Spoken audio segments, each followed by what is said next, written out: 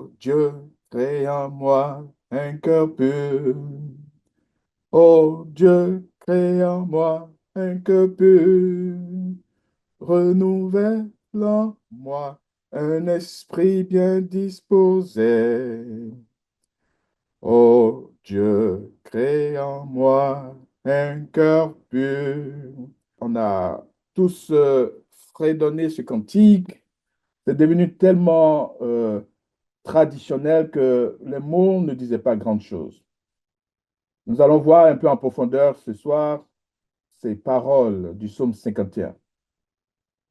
Je me rappelle, j'avais 12 ans quand je devais jouer dans une scène de théâtre enfantine et j'étais le roi David.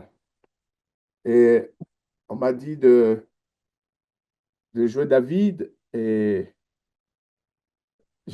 à l'époque, je n'avais pas conscience de ce que je jouais. Mais aujourd'hui, si tu me dis de jouer David qui va tuer Uri et prendre sa femme, je vais dire non, non, même si c'est une pièce de théâtre, je ne veux pas jouer ça. Alors, lisons ensemble le psaume 51. Psaume de David. Lorsque Nathan le prophète vint à lui, après que David fut allé vers Bathsheba, ô Dieu, aie pitié de moi dans ta bonté, selon ta grande miséricorde. Efface mes transgressions. Lave-moi complètement de mon iniquité et purifie-moi de mon péché. Car je reconnais mes transgressions et mon péché est constamment devant moi. J'ai péché contre toi seul et j'ai fait ce qui est mal à tes yeux, en sorte que tu seras juste dans ta sentence, sans reproche dans ton jugement. Voici, je suis né dans l'iniquité et ma mère m'a conçu dans le péché. Mais tu veux que la vérité soit au fond du cœur. Fais donc pénétrer la sagesse de moi. Purifie-moi avec l'hysope et je serai pur. Lave-moi et je serai plus blanc que la neige. Annonce l'allégresse et la joie, et les eaux que tu as brisées se réjouiront.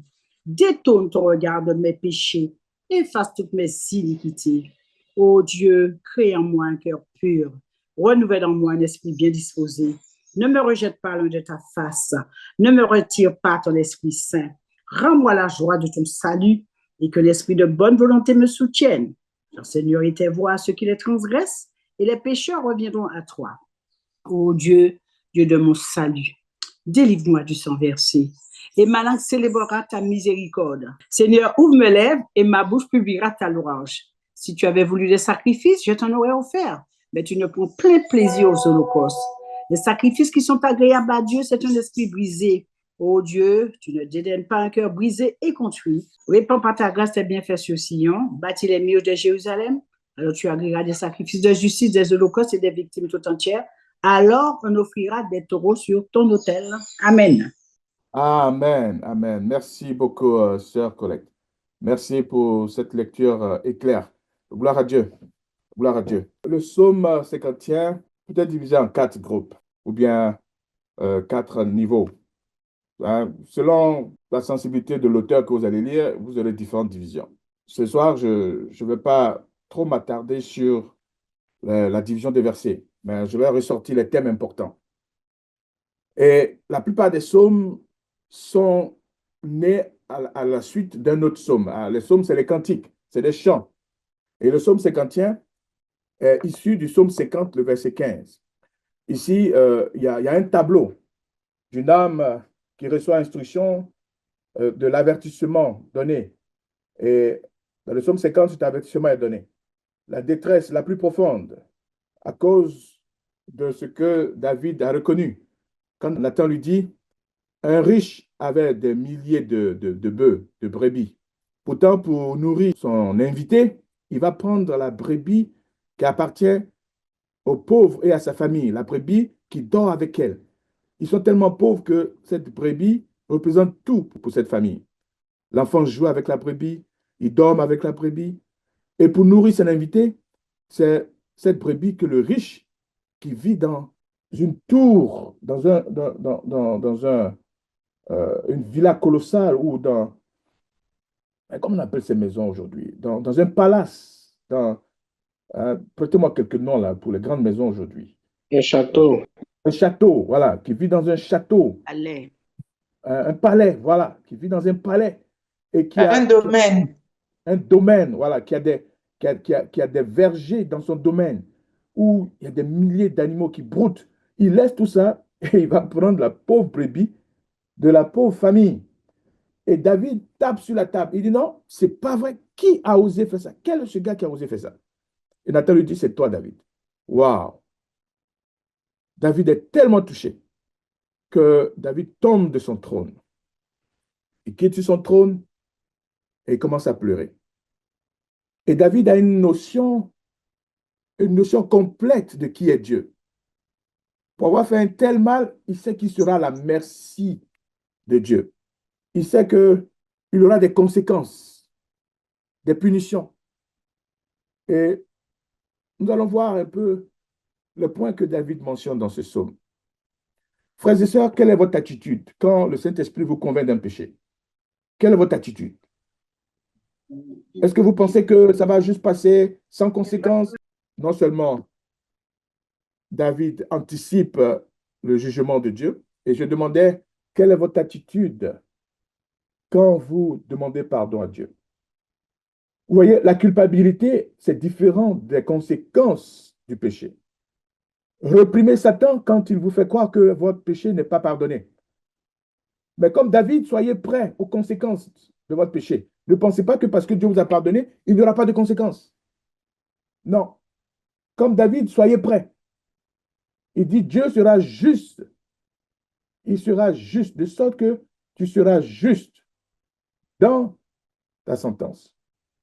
Alors, voyons rapidement le point de la prière de David. La grâce, la repentance, la transformation intérieure et le témoignage restaurateur. Frères et sœurs, il n'y a pas de repentance sans témoignage. Sans témoignage, d'abord, auprès des personnes blessées, mais sans témoignage pour que d'autres ne commettent pas les mêmes erreurs. Sans enseignement. Et nous allons voir cela en détail. Dans le psaume 50, il y a une présente d'une critique de la religion légaliste d'Israël et invite à une relation authentique avec Dieu plutôt qu'à des rituels vides. Donc, David est préparé à faire une repentance authentique. Il y avait tellement de pratiques qui étaient vides. Vous voyez, vous parlez mal de quelqu'un en public et vous ne venez pas demander pardon en public parce que vous ne voulez pas être sali. Vous dites non, ça va passer dans les oubliettes. Satan vous attend, il vous attend au tournant. Votre confession, à quelle dimension? Dans le psaume 50, le verset 15, il a dit, invoque-moi au jour de la détresse et je te délivrerai et tu me glorifieras. La culpabilité peut être une détresse, mais le pardon, ce n'est pas une détresse, c'est une force. Frères et sœurs, quelle est cette relation que nous avons les uns avec les autres, avec nos enfants? Le psaume 51 montre précisément une âme qui répond à cette invitation, cherchant refuge dans la grâce divine, au milieu d'une profonde détresse spirituelle. Ce psaume illustre le passage de la religion formaliste à une relation authentique, basée sur la repentance sincère et la grâce. Conscient de la gravité de son mal, non seulement il a commis l'adultère, mais il veut cacher, couvrir cet adultère. Il commence par la faiblesse en tant que roi, d'être oisif. Au lieu d'être en train de parler avec ses généraux, il est sur le toit de sa maison, loin de ses généraux, et il observe. Et il voit une femme qui se baigne. Donc, il est conscient qu'il a convoité. L'influence du Saint-Esprit suit vos sens, frères et sœurs. C'est pourquoi il appelle à la miséricorde de Dieu. Peut-être que vous n'avez pas tué quelqu'un, peut-être que vous n'avez pas commis l'adultère, convoité, mais vous avez dit des choses. La Bible nous dit, dans le Sermon sur la montagne, dans Matthieu chapitre 7 à 8, il y a beaucoup de choses. Si vous dites raca à un frère, c'est comme vous l'avez tué. Ça veut dire, si vous dites imbécile, si vous dites vilain, menteur, n'importe quoi, ça veut dire que vous, déjà, l'avez privé de tout ce qu'il a comme valeur. C'est pourquoi David commence par dire, oh Dieu, aie pitié de moi dans ta bonté, selon ta miséricorde. Efface mes transgressions. David fait appel aux deux attributs divins, la bonté de Dieu et sa grande miséricorde. C'est pourquoi faites taire les voix de Satan qui vont vous faire croire que vous ne serez pas pardonné parce que votre péché est grave. Je ne sais pas qui ici a déjà fait un meurtre et a commis l'adultère. Je ne connais pas.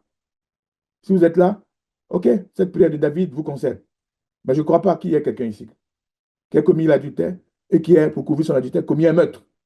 David s'approche de Dieu parce qu'il sait que Dieu va lui pardonner. La demande de l'effacement des transgressions, une image d'un document dont on efface l'écriture, suggère l'élimination complète de la culpabilité. Oui, frères et sœurs, quand Dieu vous pardonne, votre péché est effacé totalement. Mais ça ne veut pas dire que les conséquences ne viendront pas. Un autre psaume qui a influencé David, c'est le psaume 38. Dans le psaume 38, David dit, Éternel, ne me punis pas dans ta colère et ne me châtie pas dans ta fureur, car tes flèches m'ont atteint et ta main s'est appesantie sur moi. Oui, frères et sœurs, David demande une purification complète. Lave-moi complètement de mon iniquité. Verset 4. Frères et sœurs, ces prières sont pour inspirer nos prières désormais. Lave-moi complètement. Laissez Dieu vous laver complètement. De ce que vous savez vous éloigne de Dieu régulièrement. Que ce soit l'organe de sens qui est le plus fragile. Et purifie-moi de mon péché. Et David, il comprend cela au point qu'il appelle à la transformation. Et vous voyez, David, c'est important que vous compreniez cette identification du premier offensé. Parce que c'est Dieu qui peut vous donner la force d'aller vers votre femme et confesser un péché. D'aller vers un frère et confesser un péché et demander pardon. Ce que vous avez fait dans le secret, c'est seulement Dieu qui peut vous donner la force. C'est pourquoi le premier offensé dans vos prières, ça doit être Dieu. J'ai péché contre toi seul et j'ai fait ce qui est mal à tes yeux. C'est ça la relation verticale d'abord. Les 10 commandements pour nous adventistes. Les 4 premiers. Tu n'auras pas d'autre Dieu devant ma face. Tu ne te feras point d'image taillée. Tu ne prendras point le nom de l'Éternel ton Dieu en vain. Souviens-toi du jour du repos pour le sanctifier. Si vous avez transgressé l'un de ces commandements et que votre confession est d'abord à Dieu et que vous comprenez cette dynamique d'abord dans cette relation de confession à Dieu, c'est lui qui vous donnera la force d'aller dans cette relation horizontale. Quand la relation verticale vers Dieu est au 100%, c'est là que vous avez la force de commencer la relation horizontale. La justice divine, en sorte que tu seras juste dans ta sentence, sans reproche dans ton jugement. Donc, pendant que vous confessez votre péché, tout de suite, dites à Dieu, je suis prêt pour les conséquences. Ne pensez pas que parce que vous êtes en train de pleurer, les conséquences ne vont pas venir. Dites à Dieu, il est souverain, pendant qu'il vous pardonne et que vous repoussez les plans de Satan de maintenir votre idée dans la culpabilité. Dites, Seigneur, je suis prêt pour les conséquences. Donne-moi la force pour les conséquences. Parce que quand vous allez aller vers un frère, vous allez aller confesser. Les conséquences peuvent être désastreuses. Même en tant que roi, David reconnaît qu'il est soumis à l'autorité divine et à son jugement juste. Il dit, lave-moi, purifie-moi avec l'hysope et je serai pur. Lave-moi et je serai plus blanc que la neige. L'hysope est une plante utilisée dans les rituels de purification en Israël, symbolisant la purification spirituelle. Et je vois beaucoup de gens qui, aujourd'hui, sont dans cette utilisation de l'hysope pour se laver. Demandez aux frères et sœurs de se laver avec l'hysope. Je voudrais répéter encore ce soir. Ce qui nous purifie, Apocalypse chapitre 12, ils l'ont vaincu à cause du sang de l'agneau. Ce qui nous purifie, qui nous donne la victoire, qui nous libère des forces maléfiques, c'est le sang de l'agneau. Ce n'est pas une plante. Si vous voulez boire l'hysope comme un thé, buvez l'hysope comme un thé. N'allez pas vous laver avec l'hysope. Ce qui nous donne la victoire, c'est le sang de l'agneau. David demande la restauration de sa joie. Parce qu'une repentance sincère va nous priver de joie. Et quand on se prépare aux conséquences, ça peut nous priver de joie. Mais Jésus nous promet, il dit, déchargez-vous, mettez au pied de la croix vos fardeaux. Prenez mon joug car il est doux et léger. Donc David anticipe, Seigneur, restaure ma joie. Ça rejoint un peu la prière de qui que nous avons déjà vu. Qui a anticipé? Josaphat. Josaphat. Et qui d'autre? Josaphat a le plus anticipé parce qu'il a pris toute une cohorte de Lévites pour chanter des chants d'allégresse. Mais Anne aussi a anticipé. Je serai heureuse si tu me donnes un enfant, mais je serai heureuse s'il peut te servir pour remplacer les enfants de Lévi qui ne rendent pas un bon témoignage du service dans le temple. Oui, la création d'un cœur pur, c'est un cœur qui sera comme le diamant, résistant aux métaux et même au feu. Satan va utiliser toutes sortes de choses pour briser votre résistance, pour vous amener encore à retourner à vos vomis. Mais quand Dieu vous donne un cœur pur, c'est un cœur qui est à l'abri de ce que Satan va amener comme recharge, comme attaque contre vous. Le même Hébreu, dans Genèse chapitre 1, une création ex nihilo, c'est une création à partir de rien. Donc, ce que David dit ici, c'est ne regarde pas tout ce que j'ai accumulé, la souffrance, la rancœur, la haine, la jalousie, l'orgueil, tout ce que j'ai accumulé. Donne-moi un cœur comme un bébé qui n'a aucune mémoire. Amen. Pas un cœur qui va se rappeler, ah, j'ai demandé pardon à Dieu, mais je me souviens encore de ceci, je me souviens encore de cela. David dit, donne-moi un cœur comme tu as créé le cœur d'Adam. Un cœur où Satan n'avait pas encore d'influence. La chair n'avait pas encore d'influence. Dites Amen. Je veux un tel cœur au nom de Jésus-Christ. Un cœur qui ne vous fait pas penser aux choses qui vous rendent triste, aux échecs dans votre vie. Oh, je voudrais avoir un tel cœur. David comprenait ce miracle que seul Dieu peut accomplir. Le cœur, c'est le centre de l'être, le siège des émotions et des décisions. Une transformation intérieure complète. Il veut une transformation complète au nom de Jésus-Christ. Et cela apporte le salut, la restauration, la joie et la disposition pour recevoir l'Esprit du Dieu vivant.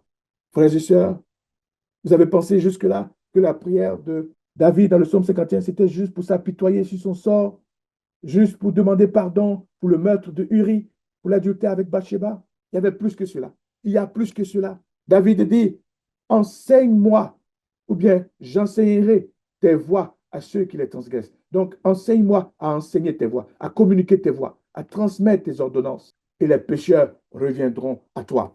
Frères et sœurs, voilà la dimension missionnaire de la prière de David. Quand vous demandez pardon à Dieu pour un mal, œuvrez pour que votre béret qui a fait du mal à la sœur, qu'il n'y ait plus de gens autour de vous qui vont faire ce genre de critiques. Amenez les gens, découragez les sœurs à s'engager dans ce genre de pratique, dans ce genre de calomnie. David promet d'utiliser son expérience douloureuse pour aider d'autres personnes à trouver le chemin du retour vers Dieu, transformant ainsi sa chute en opportunité de ministère. Amen, frères et sœurs. Que votre chute soit transformée en une opportunité de ministère et non un gâchis que Satan va utiliser chaque jour pour vous culpabiliser. J'ai expliqué pendant une conférence de jeunes, je ne vais pas rentrer en détail, mais j'ai expliqué à ces jeunes, frères et sœurs, souvent vous êtes tellement bas que vous pouvez faire taire la voix de l'esprit. Vous pouvez faire taire même les conseils. Mes frères et sœurs, même quand vous voulez faire le péché, demandez à un dernier recours, Seigneur Jésus, sauve-moi. Je vais commettre un péché. Je vous dis, moi, ça m'a sauvé. Ça m'a sauvé, frères et sœurs.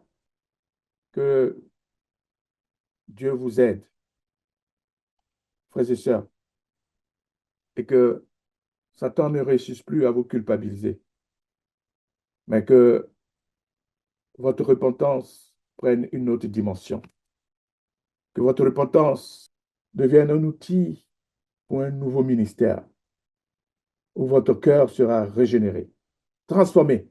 David reconnaît que même sa capacité à louer Dieu dépend de l'intervention divine, et ma bouche publiera ta louange. Satan peut vous accabler tellement que vous ne vous sentirez pas. Beaucoup de sœurs m'ont dit, pasteur, je me sens tellement sale. Je ne veux même pas aller dans la communion des frères. Je ne peux pas prendre la Sainte Seine. Non, frères et sœurs, Jésus a donné la Sainte Seine à Simon, à Judas. Cette théologie où on met l'accent sur les écrits de Paul dans 1 Corinthiens chapitre 11.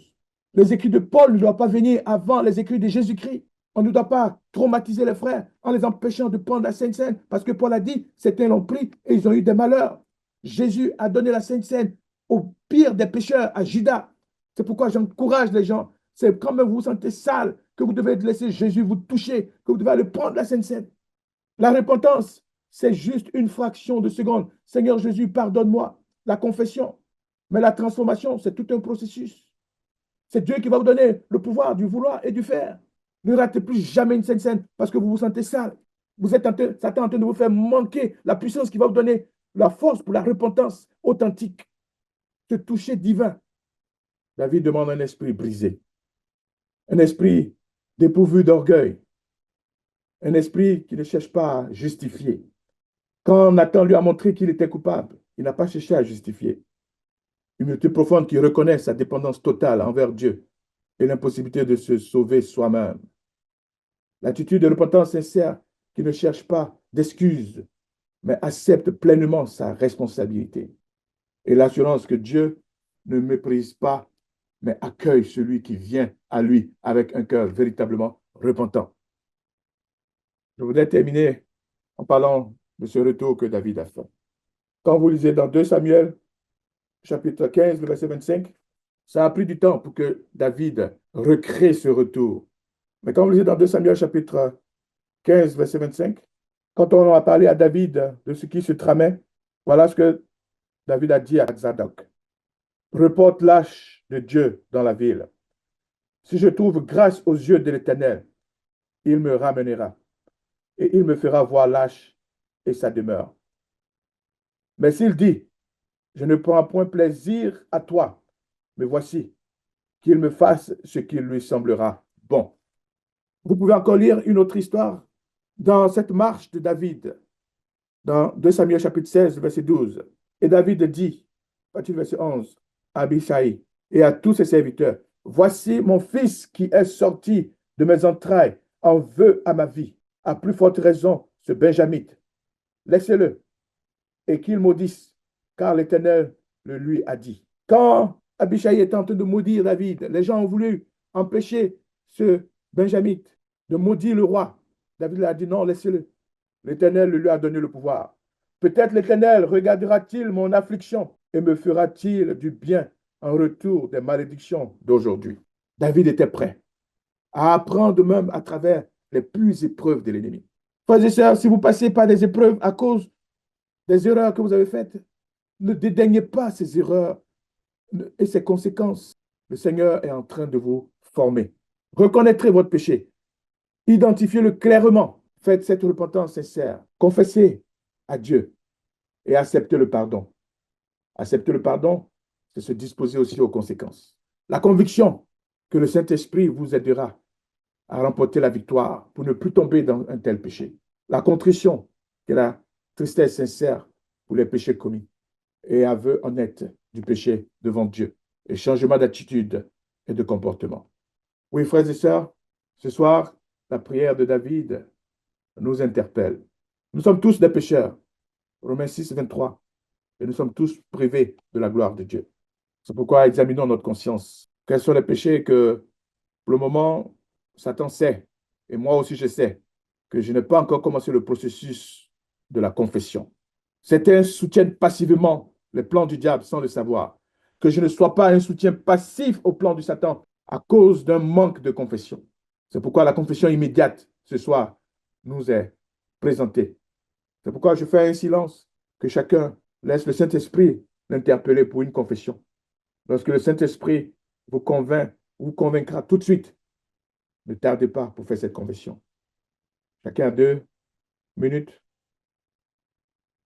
Laissez le Saint-Esprit vous parler de comment vous avez parlé à votre femme en à peine la valorisant, à vos enfants, comment vous avez menti, comment vous avez été égoïste, comment vous avez mal parlé à un frère, comment vous avez souhaité même la mort d'un frère, que le mal arrive à un frère, à une sœur, à un collègue qui vous a fait du mal, comment vous avez voulu un retour à l'envoyeur, que Dieu le punisse sévèrement, qu'il soit la honte. Frères et sœurs, la transgression des péchés peut être juste une transgression morale, pas forcément par l'action. Jésus a dit de prier pour nos ennemis. Si vous n'avez pas prié pour quelqu'un qui vous a fait du mal, le péché, c'est la transgression de la loi. Vous avez transgressé le commandement de Dieu. Que le Saint-Esprit vous montre. Ça peut partir des lois sanitaires. Ça peut partir des doctrines de l'Église sur la dîme, les offrandes. Que le Saint-Esprit vous touche. Et ne faites pas cette confession juste de façon murmurée. Dites-le à haute voix. Si vous n'êtes pas seul, trouvez un endroit seul et faites cette confession à haute voix au nom de Jésus-Christ. Ce soir, je prie que le Seigneur vous donne la paix, la joie que Satan vous a volé toutes ces années, la liberté et la croissance spirituelle qui a été empiétée jusque-là parce que votre confession n'avait pas tous ces aspects. Ne comprenez pas la grâce de Dieu. Quand Dieu vous pardonne, c'est fini. Ne comprenez pas la repentance authentique qui était prête à un changement radical, mais aussi aux conséquences. La transformation intérieure. Demandez que ce cœur soit créé sans influence de votre passé et le témoignage que votre repentir devienne un ministère auprès des autres. Que Dieu vous bénisse et que le psaume 51 nous enseigne de nouveaux éléments dans notre prière de confession au nom de Jésus-Christ. Amen.